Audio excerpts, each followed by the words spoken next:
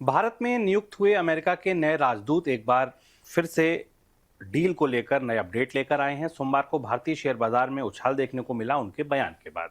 क्या कहा? सार्जियो गौर का कहना है कि अमेरिका के लिए जरूरी सहयोगी कोई दूसरा देश नहीं है और दोनों देशों के बीच ट्रेड डील को लेकर अगले दौर की बातचीत मंगलवार को शुरू होगी।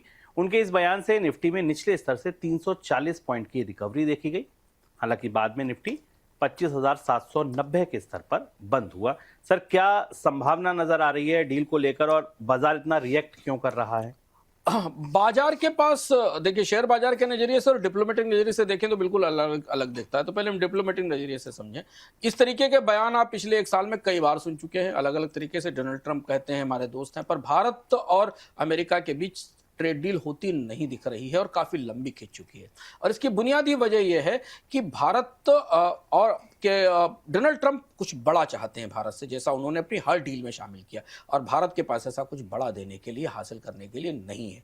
तो ये डील टलती जा रही है। डोनाल्ड ट्रंप अपनी अपनी शर्तों के आधार पर इसे आगे समय के लिए टाल रहे हैं।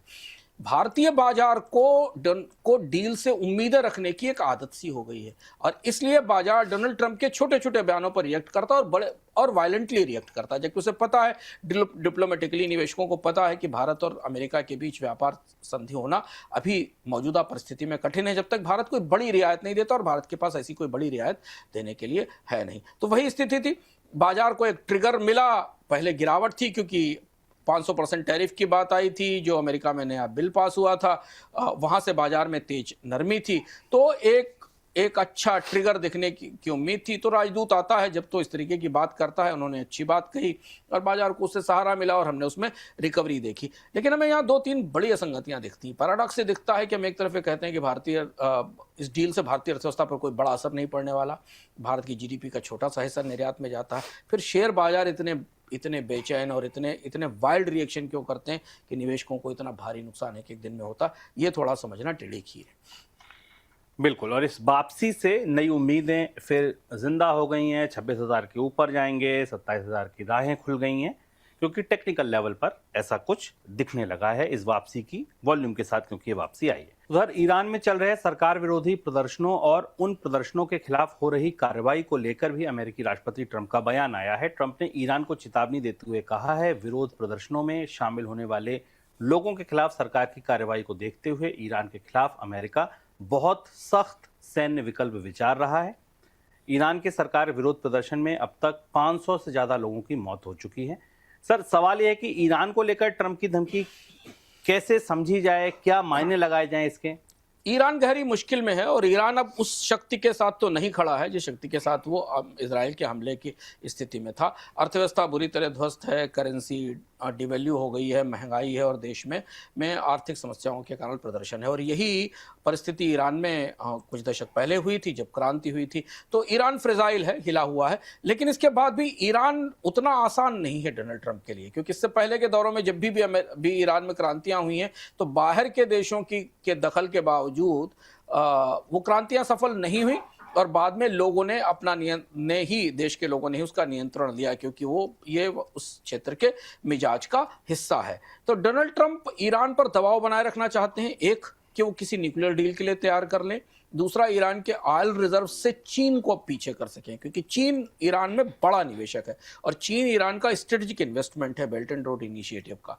तो ये चाहते हैं कि जैसे वेनेजुएला से चीन को उन्होंने पीछे किया है, वैसे वो ईरान से भी चीन को पीछे कर सके। सीधी कोई बड़ी कार्रवाई तत्काल डोनाल्ड ट्रंप करेंगे, इस पर थोड़ा संदेह अभी दिखाई दे रहा है। हालांकि बाजार में तमाम तरीके की चर्चाएं हैं कि जो वहाँ के सिक्योरिटी गार्ड्स हैं, उनके हेडक्वार्टर्स के ऊपर इजराइल के जरिए लिमिटेड कार्रवाई की जा सकती है।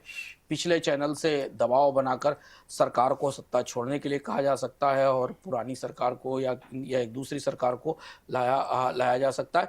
लेकिन स्थितियां ईरान की काफ़ी उठापटक भरी और काफ़ी फ्लूइड बनी हुई हैं।